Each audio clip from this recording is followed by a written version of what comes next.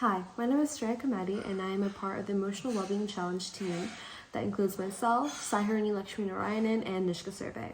Today, our presentation will be talking about the importance of senior mental wellness, and we'll be focusing on nurturing mental well-being later in life. So first, we will address what senior wellness is and how it affects you. To start off, what is senior mental wellness? Senior mental wellness refers to the state of emotional and psychological well-being in older adults and citizens. Senior mental wellness encompasses emotional resilience, cognitive functioning, social connections, and the overall quality of life. Senior mental wellness also refers to one's ability to adapt to life's challenges, maintain a positive outlook, and effectively manage the stress in their lives, while still enjoying a sense of purpose, engagement, and fulfillment. Some common challenges that many senior residents face are sleep disturbances, anxiety, depression, or other psychological factors, as well as substance abuse, as well as loss of interest and loss of excitement, loneliness, and appetite changes. If there are no changes made to the psychological state of depression, it can turn cyclical and can be fatal to many elder residents. So here are some factors that affect senior wellness. The first one is social isolation, and retirement and physical limitations can lead to feelings of loneliness and eventually social isolation with minimal social interaction. The second one is physical health. Chronic physical health conditions can cause pain, disabilities, and limitations in daily activities. The third one is loss and grief. Many seniors experience loss of their loved ones, which can lead to prolonged grief, and coping can be emotionally taxing and impact their mental well-being. The fourth one is cognitive decline, which is directly related to age, meaning that the older they get, the more cognitive decline they experience, which relate to memory, problem solving, and the ability to perform daily tasks, which can eventually lead to anxiety, depression, and frustration. The fifth one is financial issues. Many seniors experience financial concerns, including limited retirement savings and the rising cost of healthcare, which can create significant stress and anxiety for seniors. Senior mental wellness is important for a variety of reasons, and it plays a crucial role in ensuring the well-being and quality of life for older adults. While there is generally more focus on promoting teen mental health, we firmly believe that senior mental health is just as important. This collaboration is an opportunity to address the well-being of both generations, fostering understanding and support for mental health across the age spectrum.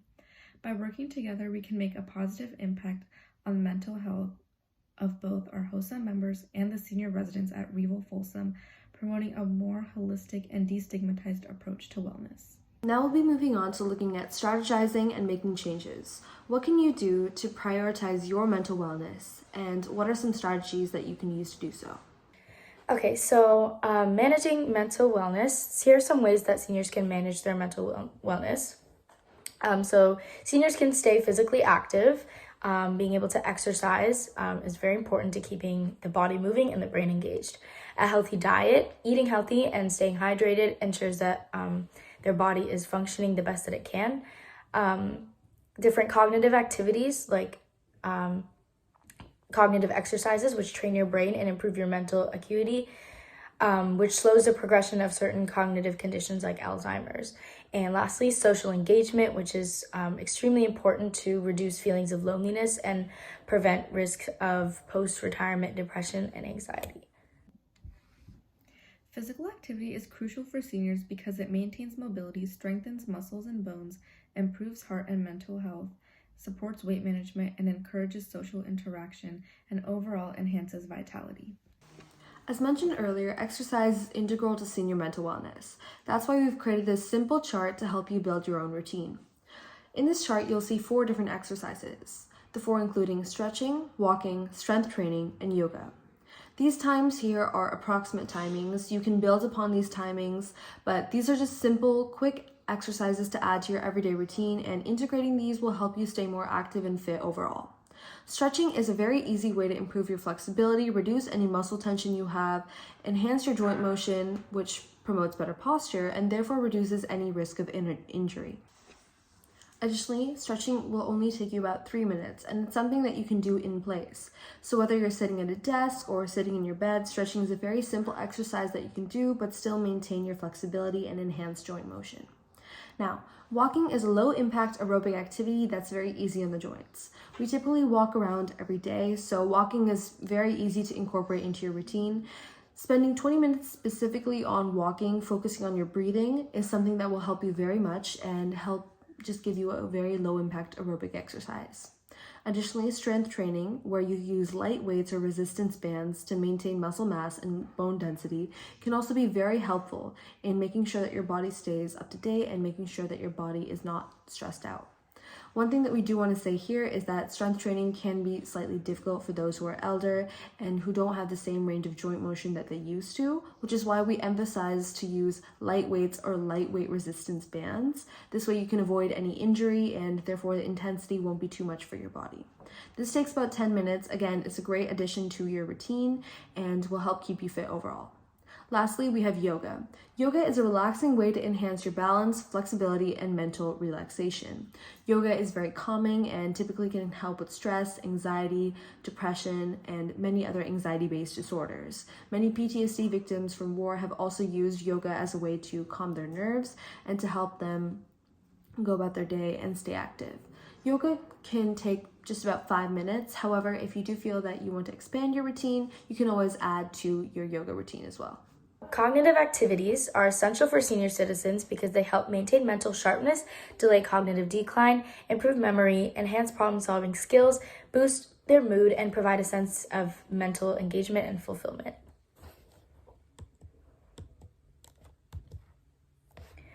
Okay, so in the reflection activity that we provided for our seniors, we told them to use a paper and a notebook, a pen and a pencil, and be prepared with their own thoughts.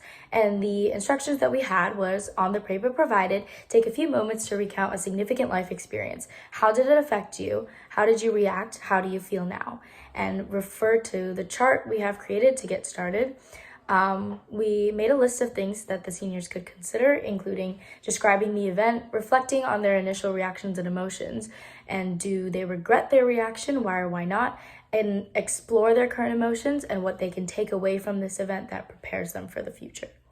There are various activities that can be done to improve mental acuity. One activity is meditation, which is the practicing of mindfulness and focus, and it's beneficial to achieve a clear state of mind and regulate stress. Another activity is reading, such as poetry, nonfiction, novels, or memoirs, which engages and stimulates the brain. Brain games include crossword puzzles, Sudoku, and word games, which help keep the mind sharp and active. And next we have mindful reflection, which is the act of looking back at past events and reflecting on emotions. And this keeps your memory working and active and helps prevent memory-related dysfunction. Guided meditation is another great cognitive exercise that can help you with relaxation and help calm your nerves. So here is a quick map on how to walk through a guided meditation practice. The first is choosing a quiet place. You want to make sure that you are staying present in the moment and that you have full awareness over your body. Then you want to focus on your breath and take in deep breaths through your nostril and exhale through your mouth. And lastly, as you're doing so, you want to engage your senses. Doing so gives you a greater awareness of your own body, and that's why meditation is so valuable in reflecting on your own experiences and calming yourself down from it and preventing any kinds of anxiety attacks, panic attacks, or PTSD attacks. A balanced diet and hydration is key to maintaining senior wellness. The benefits of this is a good diet protects you against many chronic non-communicable diseases such as heart disease, diabetes, and cancer. And it is also important to avoid dehydration because as age increases, thirst sensation can decline. Therefore, it's very important that your diet includes enough water and other hydrating beverages. It's also important to maintain a healthy weight. An elevated BMI in older adults can increase the likelihood of developing health problems. And also to recognize your limits. Cutting too much out of your diet to lose weight can cause more harm than good. Lastly, building connections, social engagement.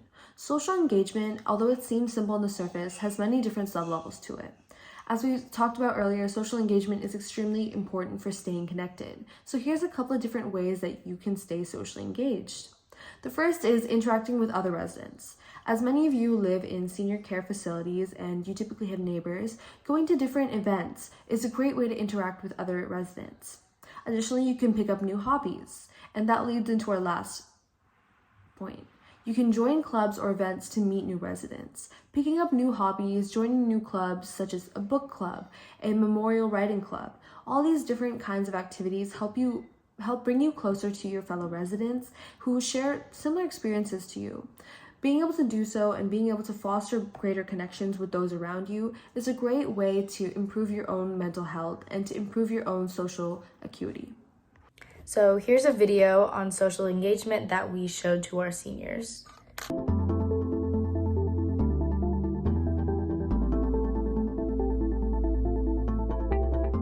So the concepts of loneliness and social isolation are distinct, but they're related, and they're important for people's overall well-being.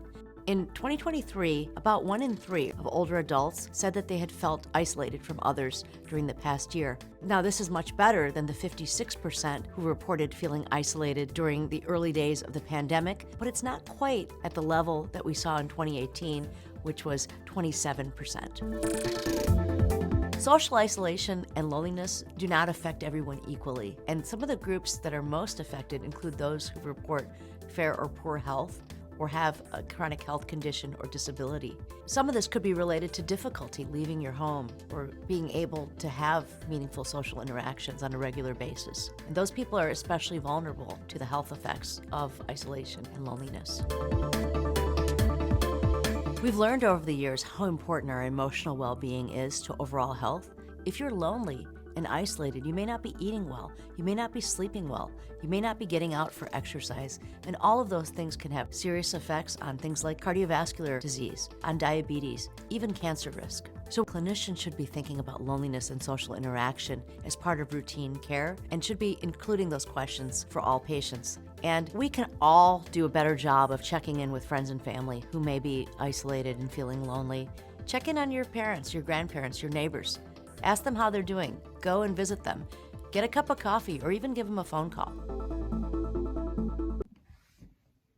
Just a reminder, it's important to remember the importance of setting small goals to work towards bigger changes. This makes your journey more manageable and less scary. As we close out our presentation today, we did want to give you some other resources specifically catered towards mental health. These can be extremely useful for you and your loved ones. If you do feel that these strategies aren't enough, that you need to talk to a professional, we strongly encourage you to use these resources, to talk to geriatric psychology specialists, to call helplines, to use resources, to join Facebook support groups. Things like this can really help you connect with others and stay healthy. So why we chose this topic. So as a team, we recognize that mental health, especially across senior communities, has often been overlooked. And in times of being away from their families and experiencing loneliness or illness, we wanted to take measures to ensure that we gave them a chance to practice various exercises and lessons that they can use to benefit their mental well-being outside of this presentation and in their own time as well. Due to old age, it's common to experience cognitive decline, extreme physical health issues, feelings of loneliness, etc. that can hinder their quality of life. And focusing on senior wellness promotes health and longevity for older adults, enabling them to participate in activities and spend time with their families. We believe individuals of all ages deserve quality care, and seniors are often overlooked when it comes to mental health, which is why we took on this project in our community. Our grandparents living in India also often struggle with loneliness, and being away from their families for years at a time has affected their mental well-being a lot. Educating ourselves on senior wellness allowed us to deeply connect with our grandparents and consider their mental health to improve their quality of life while also being able to give back to our own community. As part of our presentation, we will also be collecting pre- and post-presentation data. This data from you will help us determine the impact and the reach of our presentation. You'll be filling out forms in 2 parts, one before the presentation begins and one after the presentation ends.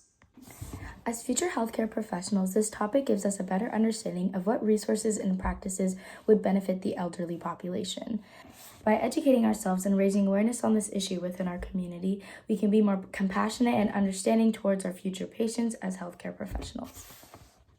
Thank you for listening to our presentation. Please let us know any questions that you might have.